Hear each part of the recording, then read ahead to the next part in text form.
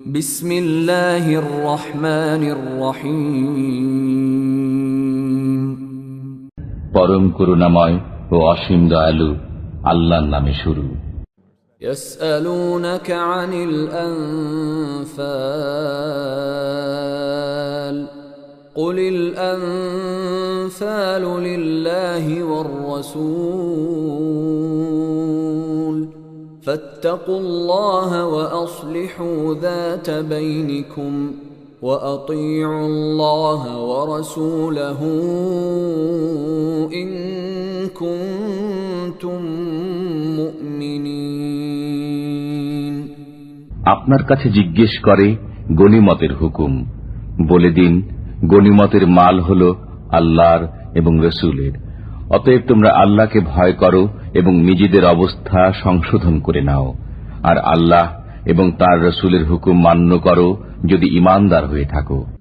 ইন্নামাল মুমিনুনা আল্লাযীনা ইযা যুকিরাল্লাহু ওয়াজিলাত কুলুবুহুম ওয়া ইযা তুলিয়াত আলাইহিম আয়াতুহু যাদাতহুম ঈমানা وَإِذَا تُلِيَتْ عَلَيْهِمْ آيَاتُهُ زَادَتْهُمْ إِيمَانًا وَعَلَى رَبِّهِمْ يَتَوَكَّلُونَ।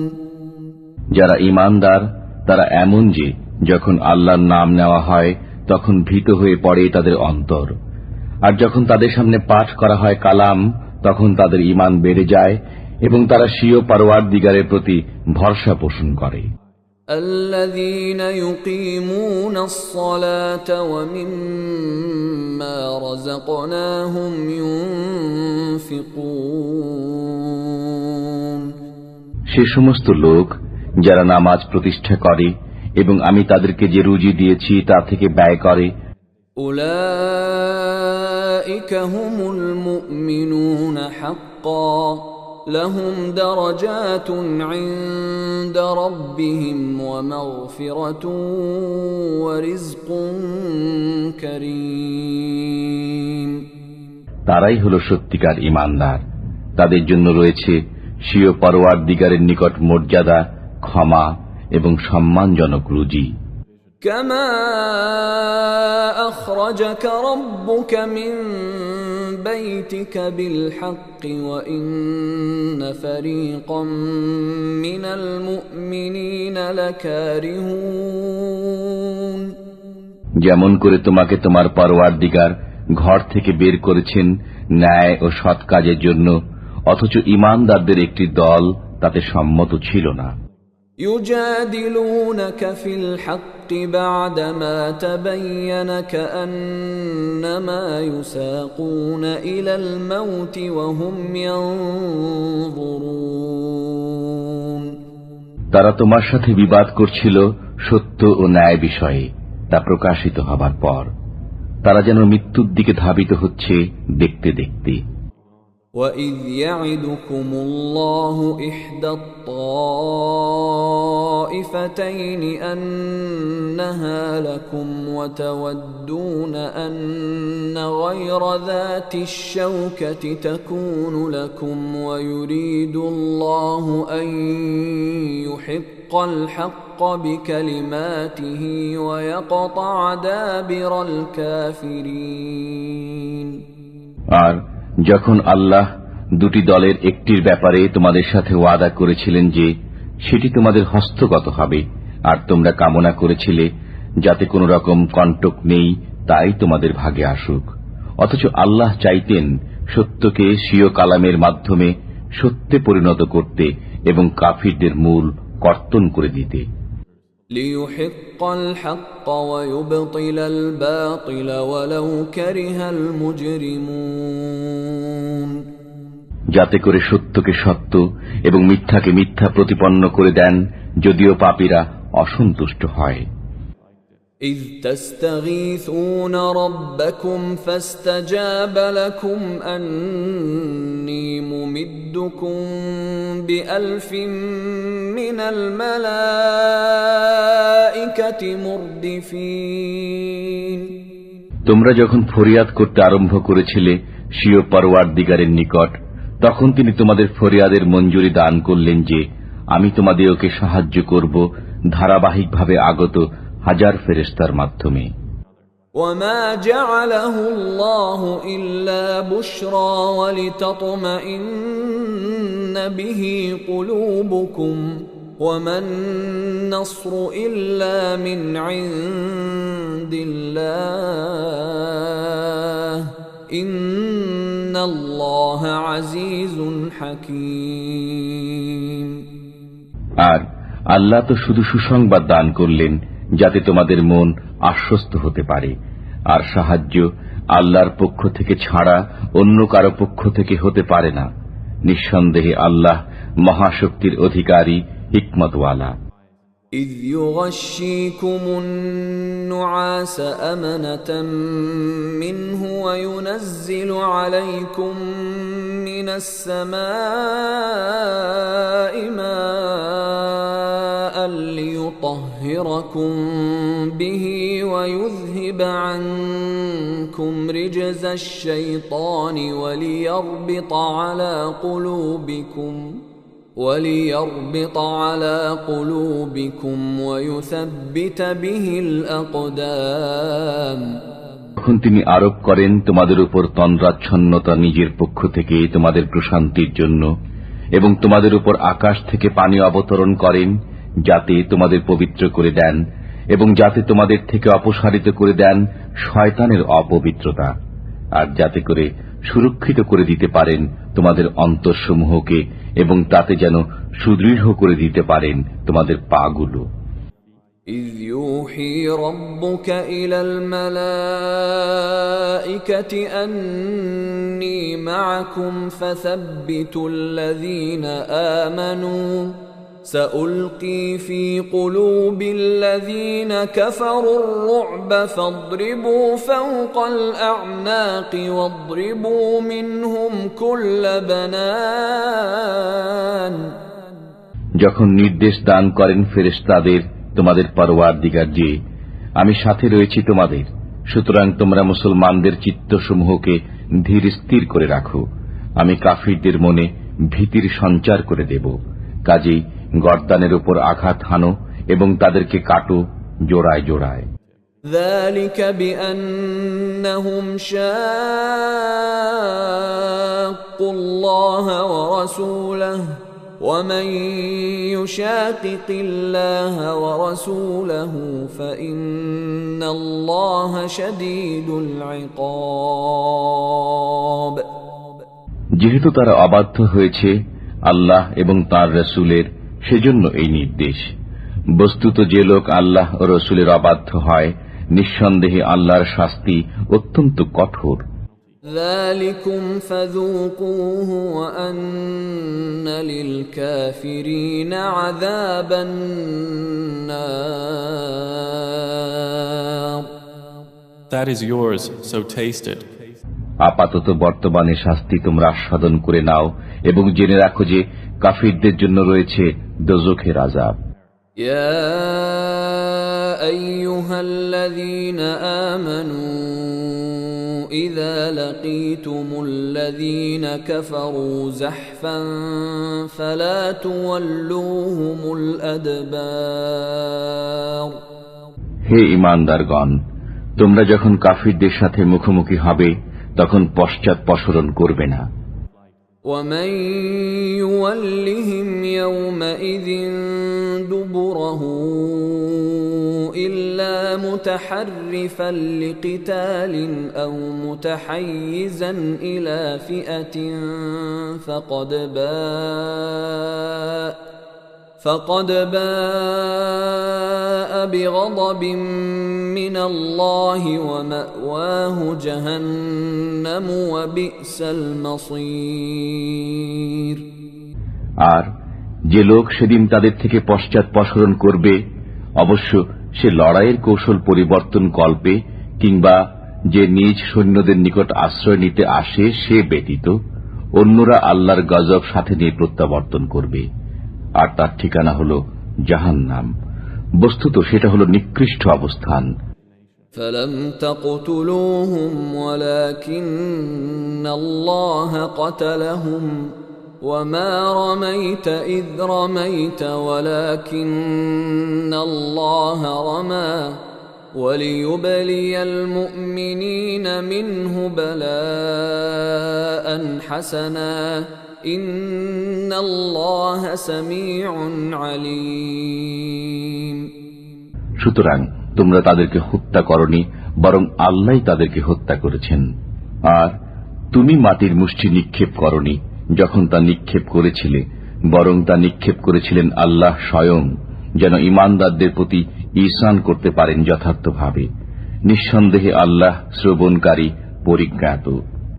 ذلكم وأن الله موهن كيد الكافرين. এটা তো গেল, আর জেনে রাখো আল্লাহ নস্যাৎ করে দেবেন কাফিরদের সমস্ত কলাকৌশল।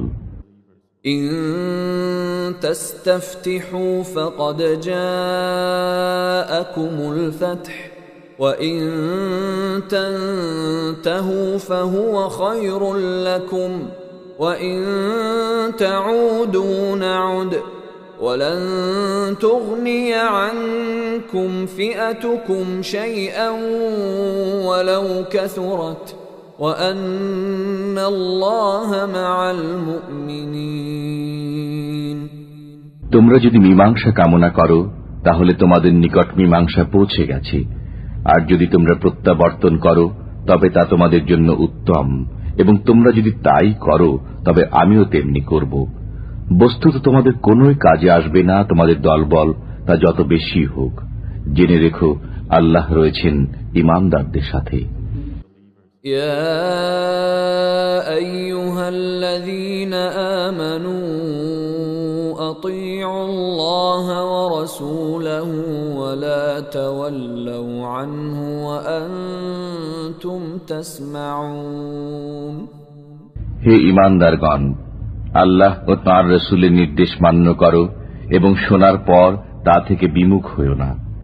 ولا تكونوا كالذين قالوا سمعنا وهم لا يسمعون. আর তাদের অন্তর্ভুক্ত হয়ো না যারা বলে যে আমরা শুনেছি অথচ তারা শোনে না। إن شر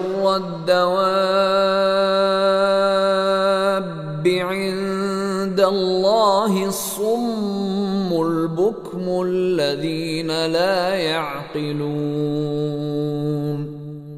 নিঃসন্দেহে আল্লাহ তাআলার কাছে সমস্ত প্রাণীর তুলনায় তারাই মূক ও বধির, যারা উপলব্ধি করে না। ولو علم الله فيهم خيرا لأسمعهم ولو أسمعهم لتولوا وهم معرضون. বস্তুত আল্লাহ যদি তাদের মধ্যে কিছুমাত্র শুভ চিন্তা দেখতেন তবে তাদেরকে শুনিয়ে দিতেন, আর এখনই যদি তাদের শুনিয়ে দেন তবে তারা মুখ ঘুরিয়ে পালিয়ে যাবে।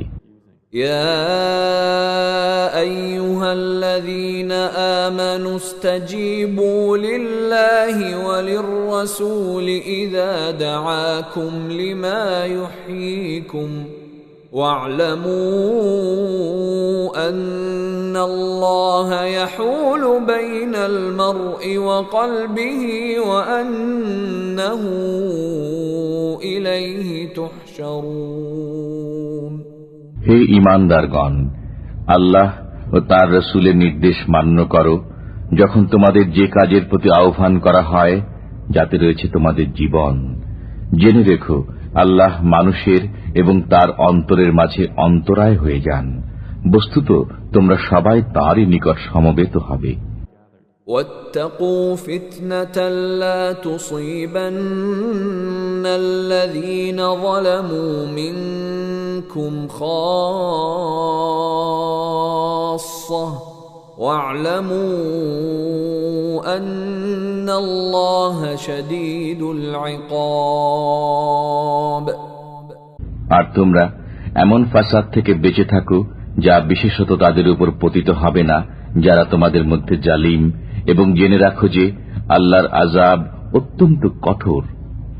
واذكروا إذ وأنتم قليل مستضعفون في الأرض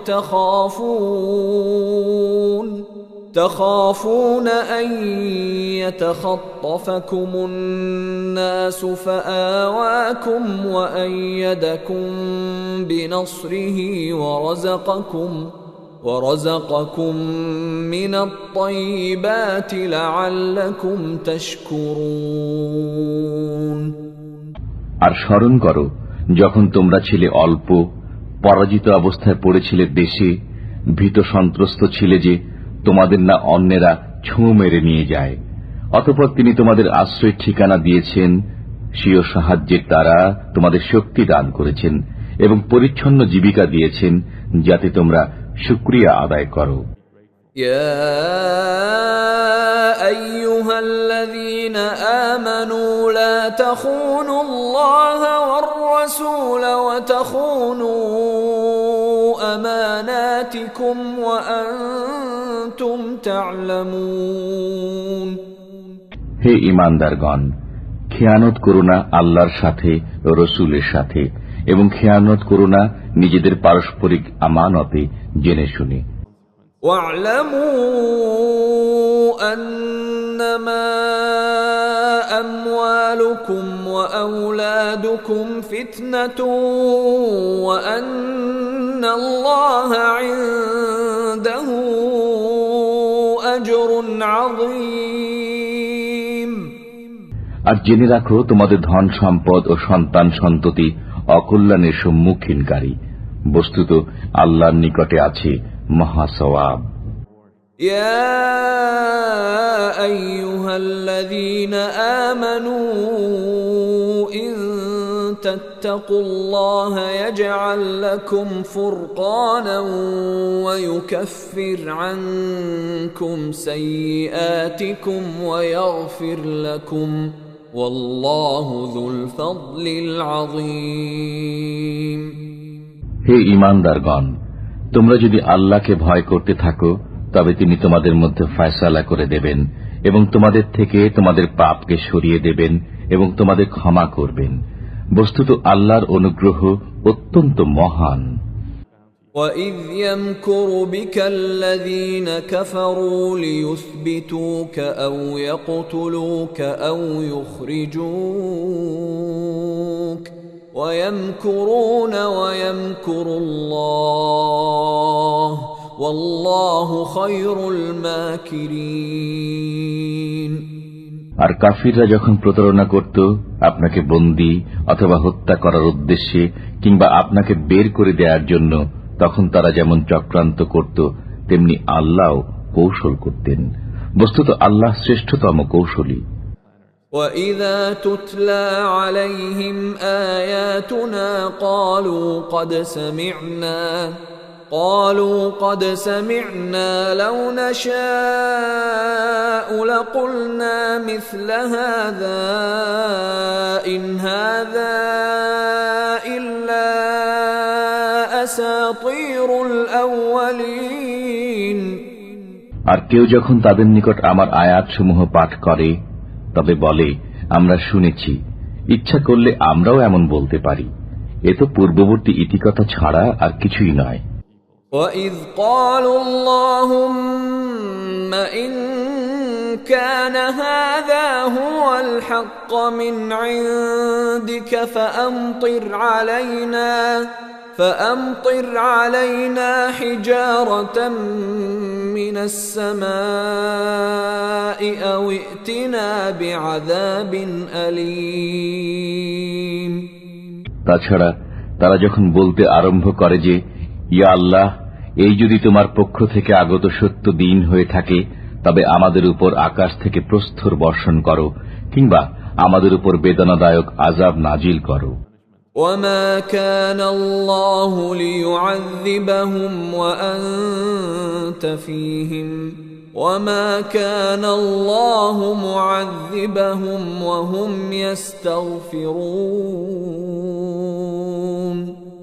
অথচ আল্লাহ কখনই তাদের উপর আযাব নাজিল করবেন না যতক্ষণ আপনি তাদের মাঝে অবস্থান করবেন। তাছাড়া তারা যতক্ষণ ক্ষমা প্রার্থনা করতে থাকবে আল্লাহ কখনো তাদের উপর আযাব দেবেন না। وما لهم ألا يعذبهم الله وهم يصدون عن المسجد الحرام وما كانوا أولياءه إن أولياؤه إلا المتقون ولكن أكثرهم لا يعلمون আর তাদের মধ্যে এমন কি বিষয় রয়েছে যার ফলে আল্লাহ তাদের উপর আযাব দান করবেন না, অথচ তারা মসজিদে হারামে যেতে বাধা দান করে, অথচ তাদের সে অধিকার নেই। এর অধিকার তো তাদেরই রয়েছে যারা পরহেজগার, কিন্তু তাদের অধিকাংশই সে বিষয়ে অবহিত নয়। وما كان صلاتهم عند البيت إلا مكاء وتصدية فذوقوا العذاب بما كنتم تكفرون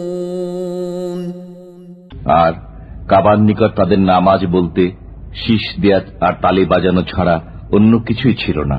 অতএব এবার নিজেদের কৃত কুফরির আযাবের স্বাদ গ্রহণ করো।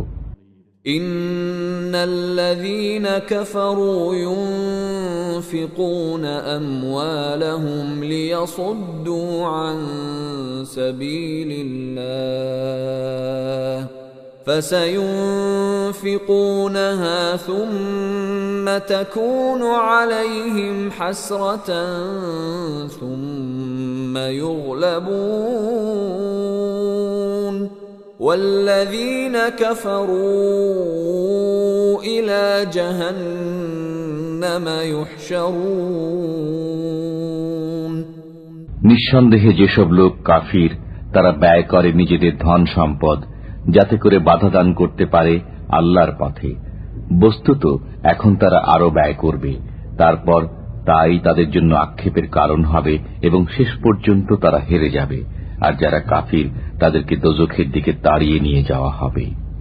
ليميز الله الخبيث من الطيب ويجعل الخبيث بعضه على بعض فيركمه جميعا فيجعله في جهنم أولئك هم الخاسرون যাতে পৃথক করে দেন আল্লাহ অপবিত্র নাপাককে পবিত্র পাক থেকে, আর যাতে একটির পর একটিকে স্থাপন করে সমবেত স্তূপে পরিণত করেন এবং পরে দোজখে নিক্ষেপ করেন, এরাই হল ক্ষতিগ্রস্ত।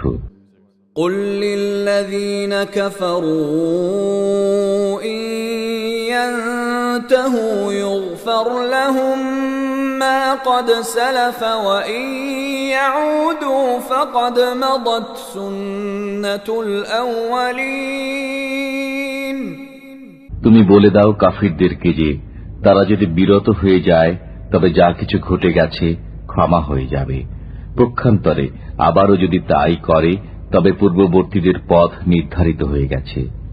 وقاتلوهم حتى لا تكون فتنة ويكون الدين كله لله فإن انتهوا فإن الله بما يعملون بصير আর তাদের সাথে যুদ্ধ করতে থাকো যতক্ষণ না ভ্রান্তি শেষ হয়ে যায় এবং আল্লাহর সমস্ত হুকুম প্রতিষ্ঠিত হয়ে যায়। তারপর যদি তারা বিরত হয়ে যায় তবে আল্লাহ তাদের কার্যকলাপ লক্ষ্য করেন। وَإِن تَوَلَّوْا فَاعْلَمُوا أَنَّ اللَّهَ مَوْلَاكُمْ نِعْمَ الْمَوْلَى وَنِعْمَ النَّصِيرُ আর তারা যদি না মানে তবে জেনে রাখো আল্লাহ তোমাদের সমর্থক এবং কতই না চমৎকার সাহায্যকারী। وَاعْلَمُوا أَنَّمَا غَنِمْتُم مِّن شَيْءٍ فَأَنَّ لِلَّهِ خُمُسَهُ وَلِلرَّسُولِ فأن لله خمسه وللرسول ولذي القربى واليتامى والمساكين وابن السبيل إن كنتم آمنتم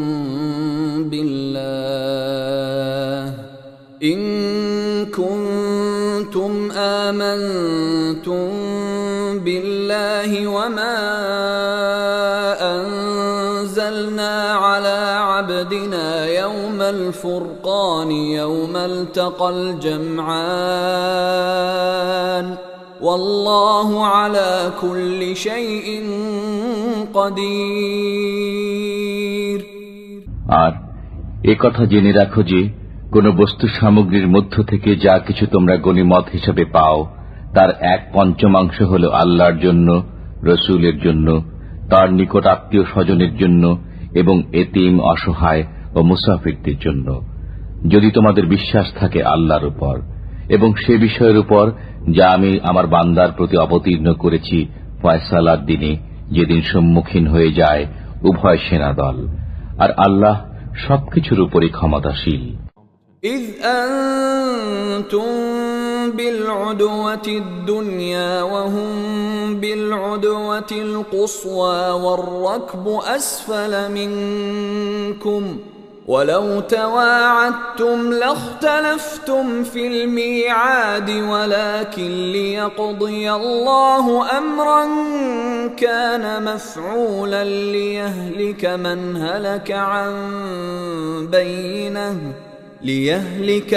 هلك عن بينة ويحيى من حي عن بينة وإن الله لسميع عليم।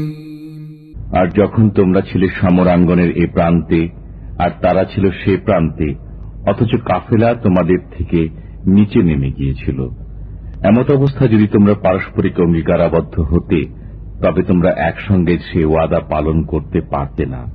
কিন্তু আল্লাহ তাআলা এমন এক কাজ করতে চেয়েছিলেন যা নির্ধারিত হয়ে গিয়েছিল, যাতে সেসব লোক নিহত হওয়ার ছিল প্রমাণ প্রতিষ্ঠার পর, এবং যাদের বাজার ছিল তারা বেঁচে থাকে প্রমাণ প্রতিষ্ঠার পর। আর নিশ্চিতই আল্লাহ শ্রবণকারী, বিজ্ঞ। إذ يريكهم الله في منامك قليلا ولو أراكهم كثيرا لفشلتم ولتنازعتم في الأمر ولكن الله سلم إنه عليم بذات الصدور। আল্লাহ যখন তোমাকে স্বপ্নে সেসব কাফিরের পরিমাণ অল্প করে দেখালেন, বেশি করে দেখালে তোমরা কাপুরুষতা অবলম্বন করতে এবং কাজের বেলায় বিপদ সৃষ্টি করতে, কিন্তু আল্লাহ বাঁচিয়ে দিয়েছেন। তিনি অতি উত্তমভাবে জানেন যা কিছু অন্তরে রয়েছে। وَإِذْ يُرِيكُمُوهُمْ إِذِ الْتَقَيْتُمْ فِي أَعْيُنِكُمْ قَلِيلًا وَيُقَلِّلُكُمْ فِي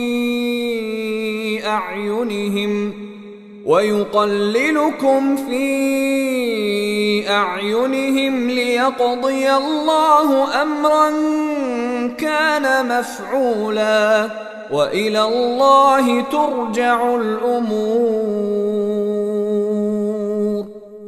আর যখন তোমাদেরকে দেখালেন সে সৈন্যদল মোকাবেলার সময় তোমাদের চোখে অল্প, এবং তোমাদেরকে দেখালেন তাদের চোখে অল্প, যাতে আল্লাহ সে কাজ করে নিতে পারেন যা ছিল নির্ধারিত, আর সব কাজই আল্লাহর নিকট গিয়ে পৌঁছায়।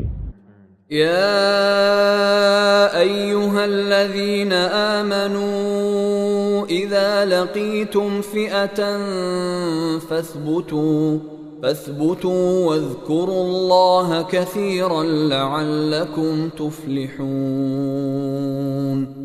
হে ঈমানদারগণ, তোমরা যখন কোন বাহিনীর সাথে সংঘাতে লিপ্ত হও তখন সুদৃঢ় থাকো এবং আল্লাহকে অধিক পরিমাণে স্মরণ করো, যাতে তোমরা উদ্দেশ্যে কৃতকার্য হতে পারো।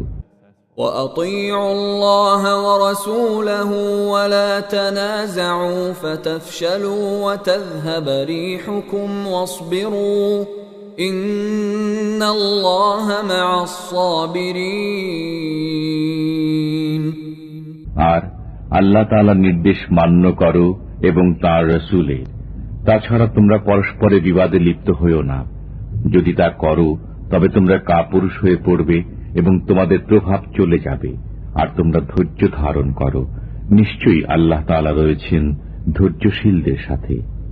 ولا تكونوا كالذين خرجوا من ديارهم بطرا ورئاء الناس ويصدون عن سبيل الله والله بما يعملون محيط আর তাদের মতো হয়ে যেও না যারা বেরিয়েছে নিজেদের অবস্থান থেকে গর্বিত ভাবে এবং লোকদের দেখাবার উদ্দেশ্যে, আর আল্লাহর পথে তারা বাধা দান করত। বস্তুত আল্লাহর আয়ত্তে রয়েছে সে সমস্ত বিষয় যা তারা করে। وَإِذْ زَيَّنَ لَهُمُ الشَّيْطَانُ أَعْمَالَهُمْ وَقَالَ لَا غَالِبَ لَكُمُ الْيَوْمَ مِنَ النَّاسِ وَإِنِّي جَارٌ لَكُمْ فَلَمَّا تَرَاءَتِ الْفِئَتَانِ نَكَصَ عَلَى عَقِبَيْهِ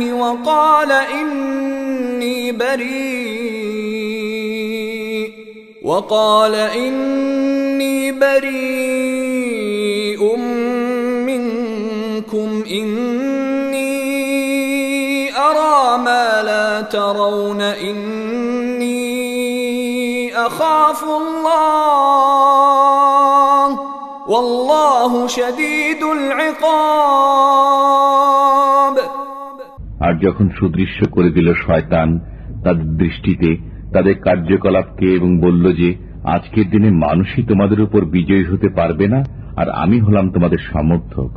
অতঃপর যখন সামনাসামনি হল উভয় বাহিনী, তখন সে অতি দ্রুত পায়ে পিছন দিকে পালিয়ে গেল এবং বলল, আমি তোমাদের সাথে নেই। আমি দেখছি যা তোমরা দেখছো না।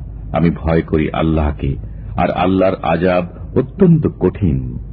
إذ يقول المنافقون والذين في قلوبهم مرض غر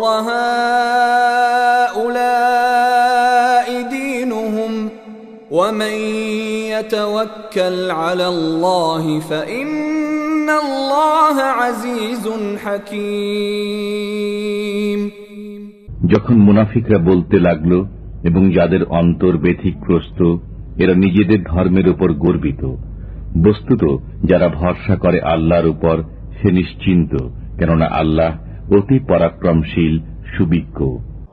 ولو ترى إذ يتوفى الذين كفروا الملائكة يضربون وجوههم وأدبارهم وذوقوا عذاب الحريق আর যদি তুমি দেখো যখন ফেরেশতারা কাফিরদের জান কবজ করে, প্রহার করে তাদের মুখে এবং তাদের পশ্চাৎ দেশে, আর বলে জ্বলন্ত আযাবের স্বাদ গ্রহণ করো। ذلك بما قدمت أيديكم وأن الله ليس بظلام للعبيد এই হলো সেসবের বিনিময় যা তোমরা তোমাদের পূর্বে পাঠিয়েছ নিজের হাতে। বস্তুত এটি এজন্য যে আল্লাহ বান্দার উপর জুলুম করেন না। كدأب آل فرعون والذين من قبلهم كفروا بآيات الله فأخذهم الله بذنوبهم إن الله قوي شديد العقاب যেমন রীতি রয়েছে ফিরাউনের অনুসারীদের এবং তাদের পূর্বে যারা ছিল তাদের ব্যাপারে যে এরা আল্লাহর নির্দেশের প্রতি অস্বীকৃতি জ্ঞাপন করেছে এবং সেজন্য আল্লাহ তাআলা তাদের পাকড়াও করেছেন তাদেরই পাপের দরুন। নিঃসন্দেহে আল্লাহ তাআলা মহাশক্তিশালী, কঠিন শাস্তিদাতা। ذلك بأن الله لم يك مغيرا نعمة أنعمها على قوم حتى حتى يغيروا ما بأنفسهم وأن الله سميع عليم তার কারণ এই যে আল্লাহ কখনো পরিবর্তন করেন না সেসব নিয়ামত যা তিনি কোন জাতিকে দান করেছিলেন, যতক্ষণ না সে জাতি নিজেই পরিবর্তিত করে দেয় নিজের জন্য নির্ধারিত বিষয়। বস্তুত আল্লাহ শ্রবণকারী, মহাজ্ঞানী। كدأب آل فرعون والذين من قبلهم كذبوا بآيات ربهم فأهلكناهم بذنوبهم وأغرقنا آل فرعون وكل كانوا ظالمين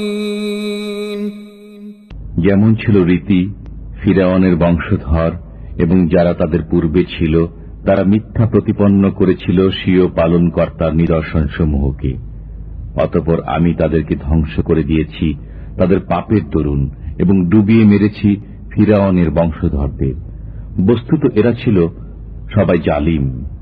ইন্না শাররাদ দাওয়াবি ইনদাল্লাহি আল্লাযীনা কাফারু ফাহুম লা ইউমিনুন। সমস্ত জীবের মাঝে আল্লাহর নিকট তারাই সবচেয়ে নিকৃষ্ট যারা অস্বীকারী হয়েছে অতঃপর আর ঈমান আনেনি। الذين عاهدت منهم ثم ينقضون عهدهم في كل مرة وهم لا يتقون যাদের সাথে তুমি চুক্তি করেছো তাদের মধ্য থেকে অতঃপর প্রতিবার তারা নিজেদের কৃত চুক্তি লঙ্ঘন করে এবং তারা ভয় করে না। فإما تثقفنهم في الحرب فشرد بهم من خلفهم لعلهم يذكرون সুতরাং যদি কখনো তুমি তাদেরকে যুদ্ধে পেয়ে যাও তবে তাদের এমন শাস্তি দাও যেন তাদের উত্তরসূরিরা তাই দেখে পালিয়ে যায়, তাদেরও যেন শিক্ষা হয়। وَإِمَّا تَخَافَنَّ مِنْ قَوْمٍ خِيَانَةً فَانبِذْ إِلَيْهِمْ عَلَى سَوَاءٍ إِنَّ اللَّهَ لَا يُحِبُّ الْخَائِنِينَ তবে কোন সম্প্রদায়ের ধোঁকা দেওয়ার ব্যাপারে যদি তোমাদের ভয় থাকে তবে তাদের চুক্তি তাদের দিকে ছুঁড়ে ফেলে দাও এমন ভাবে যেন হয়ে যাও তোমরা ও তারা সমান। নিশ্চয়ই আল্লাহ ধোঁকাবাজ প্রতারককে পছন্দ করেন না। وَلَا يَحْسَبَنَّ الَّذِينَ كَفَرُوا سَبَقُوا إِنَّهُمْ لَا يُعْجِزُونَ আর কাফিররা যেন একথা মনে না করে যে তারা বেঁচে গেছে, কখনো এরা আমাকে পরিশ্রান্ত করতে পারবে না। وَأَعِدُّوا لَهُم مَّا اسْتَطَعْتُم مِّن قُوَّةٍ وَمِن رِّبَاطِ الْخَيْلِ تُرْهِبُونَ بِهِ عَدُوَّ اللَّهِ وَعَدُوَّكُمْ وَآخَرِينَ مِن دُونِهِمْ لَا تَعْلَمُونَهُمُ اللَّهُ يَعْلَمُهُمْ وَمَا تُنفِقُوا مِن شَيْءٍ فِي سَبِيلِ اللَّهِ يُوَفَّ إِلَيْكُمْ وَأَنتُمْ لَا تُظْلَمُونَ আর প্রস্তুত করো তাদের সাথে যুদ্ধের জন্য যাই কিছু সংগ্রহ করতে পারো নিজের শক্তি সামর্থ্যের মধ্য থেকে এবং পালিত ঘোড়া থেকে, যেন প্রভাব পড়ে আল্লাহর শত্রুদের উপর এবং তোমাদের শত্রুদের উপর, আর তাদেরকে ছাড়া অন্যদের উপরও যাদেরকে তোমরা জানো না। আল্লাহ তাদেরকে চেনেন। বস্তুত যা কিছু তোমরা ব্যয় করবে আল্লাহর রাহে তা তোমরা পরিপূর্ণভাবে ফিরে পাবে এবং তোমাদের কোনো হক অপূর্ণ থাকবে না। وَإِن جَنَحُوا لِلسَّلْمِ فَاجْنَحْ لَهَا وَتَوَكَّلْ عَلَى اللَّهِ إِنَّ إنه هو السميع العليم. আর যদি তারা সন্ধি করতে আগ্রহ প্রকাশ করে তাহলে তুমিও সেদিকেই আগ্রহী হও এবং আল্লাহর উপর ভরসা করো। নিঃসন্দেহে তিনি শ্রবণকারী, পরিজ্ঞাত। وَإِن يُرِيدُوا أَن يَخْدَعُوكَ فَإِنَّ حَسْبَكَ اللَّهُ هُوَ الَّذِي أَيَّدَكَ بِنَصْرِهِ وَبِالْمُؤْمِنِينَ। পক্ষান্তরে তারা যদি তোমাকে প্রতারণা করতে চায় তবে তোমার জন্য আল্লাহই যথেষ্ট। তিনি তোমাকে শক্তি জুগিয়েছেন স্বীয় সাহায্যে ও মুসলমানদের মাধ্যমে। وَأَلَّفَ بَيْنَ قُلُوبِهِمْ لَوْ أَنفَقْتَ مَا فِي الْأَرْضِ جَمِيعًا مَا أَلَّفْتَ بَيْنَ قُلُوبِهِمْ وَلَكِنَّ اللَّهَ أَلَّفَ بَيْنَهُمْ إِنَّهُ عَزِيزٌ حَكِيمٌ। আর প্রীতি সঞ্চার করেছেন তাদের অন্তরে। যদি তুমি সেসব কিছু ব্যয় করে ফেলতে যা কিছু জমিনের বুকে রয়েছে, তাদের মনে প্রীতি সঞ্চার করতে পারতে না, কিন্তু আল্লাহ তাদের মনে প্রীতি সঞ্চার করেছেন। নিঃসন্দেহে তিনি পরাক্রমশালী, সুকৌশলী। ইয়া আইয়ুহান নাবিয়্যু হাসবুকাল্লাহু ওয়া মান ইত্তাবা'আকা মিনাল মুমিনিন। হে নবী, আপনার জন্য এবং যেসব মুসলমান আপনার সাথে রয়েছে তাদের সবার জন্য আল্লাহ যথেষ্ট। ইয়া আইয়ুহান নাবিয়্যু হাররিদিল মুমিনিনা আলাল কিতাল ইয়াকুম মিনকুম 20 সাবিরুন ইয়াগলিবু মিআতাইন وَإِن يَكُن مِّنكُم 100 يَغْلِبُوا أَلْفًا مِّنَ الَّذِينَ كَفَرُوا بِأَنَّهُمْ قَوْمٌ لَّا يَفْقَهُونَ। হে নবী, আপনি মুসলমানদের উৎসাহিত করুন জিহাদের জন্য। তোমাদের মধ্যে যদি 20 জন দৃঢ়পদ ব্যক্তি বর্তমান থাকে তবে জয়ী হবে 200 মোকাবেলায়, আর যদি তোমাদের মধ্যে থাকে 100 লোক তবে জয়ী হবে 1000 কাফিরের উপর। তার কারণ ওরা জ্ঞানহীন। الآن خفف الله عنكم وعلم أن فيكم ضعفا فإن يكن منكم 100 صابرة يغلبوا 200 وإن يكن منكم 1000 يغلبوا 2000 بإذن الله والله مع الصابرين। এখন বোঝা হালকা করে দিয়েছেন আল্লাহ তাআলা তোমাদের উপর, এবং তিনি জেনে নিয়েছেন যে তোমাদের মধ্যে দুর্বলতা রয়েছে। কাজেই তোমাদের মধ্যে যদি দৃঢ়চিত্ত 100 লোক বিদ্যমান থাকে তবে জয়ী হবে 200 উপর, আর যদি তোমরা 1000 হও তবে আল্লাহর হুকুম অনুযায়ী জয়ী হবে 2000 উপর, আর আল্লাহ রয়েছেন দৃঢ়চিত্ত লোকদের সাথে। ما كان لنبي أن يكون له أسرى حتى يثخن في الأرض تريدون عرض الدنيا والله يريد الآخرة والله عزيز حكيم। নবীর পক্ষে উচিত নয় বন্দীদেরকে নিজের কাছে রাখা যতক্ষণ না দেশময় প্রচুর রক্তপাত ঘটাবে। তোমরা পার্থিব সম্পদ কামনা করো, অথচ আল্লাহ চান আখিরাত, আর আল্লাহ হচ্ছেন পরাক্রমশালী, হিকমতওয়ালা।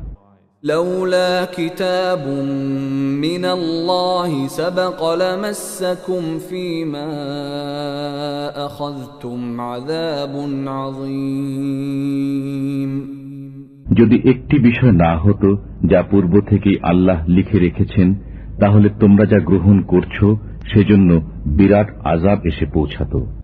فَكُلُوا مِمَّا غَنِمْتُمْ حَلَالًا طَيِّبًا وَاتَّقُوا اللَّهَ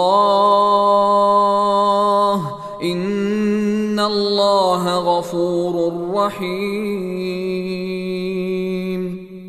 সুতরাং তোমরা খাও গনিমত হিসাবে তোমরা যে পরিচ্ছন্ন ও হালাল বস্তু অর্জন করেছ তা থেকে, আর আল্লাহকে ভয় করতে থাকো, নিশ্চয়ই আল্লাহ ক্ষমাশীল মেহেরবান। يا أيها النبي قل لمن في أيديكم من الأسرى إن يعلم الله في قلوبكم خيرا يؤتكم خيرا مما أخذ منكم ويغفر لكم والله غفور رحيم। হে নবী, তাদেরকে বলে দাও যারা তোমার হাতে বন্দী হয়ে আছে যে আল্লাহ যদি তোমাদের অন্তরে কোন রকম মঙ্গল চিন্তা রয়েছে বলে জানেন, তবে তোমাদেরকে তার চেয়ে বহুগুণ বেশি দান করবেন যা তোমাদের কাছ থেকে বিনিময়ে নেওয়া হয়েছে। তাছাড়া তোমাদেরকে তিনি ক্ষমা করে দেবেন, বস্তুত আল্লাহ ক্ষমাশীল করুণাময়। وَإِن يُرِيدُوا خِيَانَتَكَ فَقَدْ خَانُوا اللَّهَ مِن قَبْلُ فَأَمْكَنَ مِنْهُمْ وَاللَّهُ عَلِيمٌ حَكِيمٌ।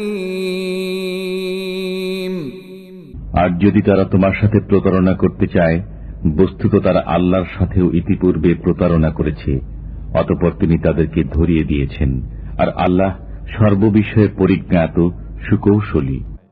إن الذين آمنوا وهاجروا وجاهدوا بأموالهم وأنفسهم في سبيل الله والذين آووا ونصروا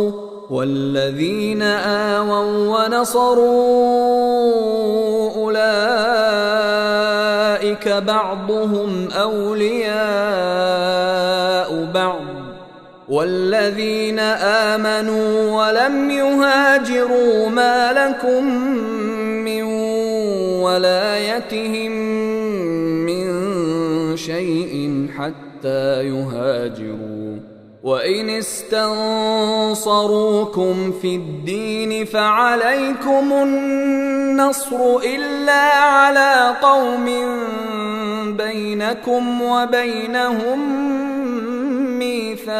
ميثاق والله بما تعملون بصير।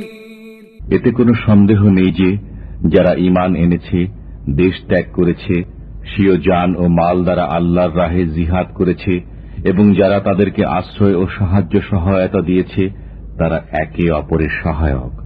আর যারা ঈমান এনেছে কিন্তু দেশ ত্যাগ করেনি, তাদের বন্ধুত্বে তোমাদের প্রয়োজন নেই যতক্ষণ না তারা দেশ ত্যাগ করে। অবশ্য যদি তারা ধর্মীয় ব্যাপারে তোমাদের সহায়তা কামনা করে, তবে তাদের সাহায্য করা তোমাদের কর্তব্য, কিন্তু তোমাদের সাথে যাদের সহযোগী চুক্তি বিদ্যমান রয়েছে তাদের মোকাবেলায় নয়। বস্তুত তোমরা যা কিছু করো আল্লাহ সেসবই দেখেন।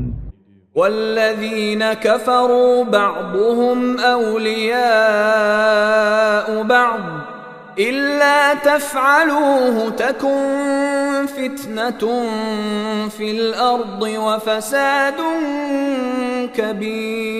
كبير। আর যারা কাফির তারা পারস্পরিক সহযোগী বন্ধু। তোমরা যদি এমন ব্যবস্থা না করো তবে দাঙ্গা হাঙ্গামা বিস্তার লাভ করবে এবং দেশময় বড়ই অকল্যাণ হবে। والذين آمنوا وهاجروا وجاهدوا في سبيل الله والذين آووا ونصروا أولئك هم المؤمنون حقا لهم مغفرة ورزق كريم। আর যারা ঈমান এনেছে, নিজেদের ঘর বাড়ি ছেড়েছে এবং আল্লাহর রাহে জিহাদ করেছে এবং যারা তাদেরকে আশ্রয় দিয়েছে, সাহায্য সহায়তা করেছে, তারাই হল সত্যিকার মুসলমান। তাদের জন্য রয়েছে ক্ষমা ও সম্মানজনক রুজি। والذين آمنوا من بعد وهاجروا وجاهدوا معكم فأولئك منكم وأولو الأرحام بعضهم أولى ببعض في كتاب الله إن الله بكل شيء عليم। আর যারা ঈমান এনেছে পরবর্তী পর্যায়ে এবং ঘর বাড়ি ছেড়েছে এবং তোমাদের সাথে সম্মিলিত হয়ে জিহাদ করেছে, তারাও তোমাদেরই অন্তর্ভুক্ত। বস্তুত যারা আত্মীয়, আল্লাহর বিধান মতে তারা পরস্পর বেশি হকদার। নিশ্চয়ই আল্লাহ যাবতীয় বিষয়ে সক্ষম ও অবগত।